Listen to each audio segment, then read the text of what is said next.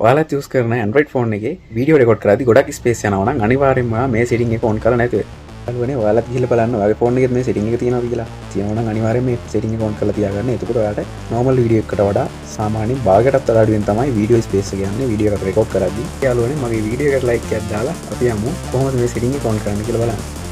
Camera app එක open කරලා පස්සේ ඔයාලට බලා ගන්න පුළුවන් මේ විදිහට settings icon එකක්. ඉතින් කොහේ හරි ඔයාලගෙත් ඇති settings icon එක. ඉතින් යාළුවනේ කැමරා settings වලට ගියාට පස්සේ ඔයාලට මේ විදිහට scroll කරගෙන යද්දී අනිවාර්යයෙන්ම මේ වගේ option එකක් හම්බ වෙන්න පුළුවන්.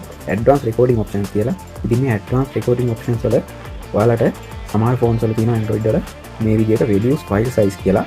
ඉතින් මේකෙදි වෙන්නේ ඔයාලගේ MP4 format එකෙන් HEVC format එකට මාරු වෙනවා ඔයාගේ record කරන වීඩියෝ එක. ඉතින් යාළුවනේ ඔයාලට මේ format එකෙන් file save කරද්දී HEVC format එකට ඔයාලට පුළුවන් ඔයාලගේ වීඩියෝ එකේ quality ඒ විදිහටම තියාගෙන වීඩියෝ එකේ ස්පේස් එකකින් භාගයටත් වඩා අඩු කරගන්න. ඒ වගේම තමයි යාළුවනේ මේක Apple iPhones වල default මේනවා HEVC format එක. ඉතින් ඒ වගේ ඒ විදිහටම තමයි quality එක ඒ විදිහටම තියාගෙන ස්පේස් එක අඩුවෙන් තමයි යන්නේ.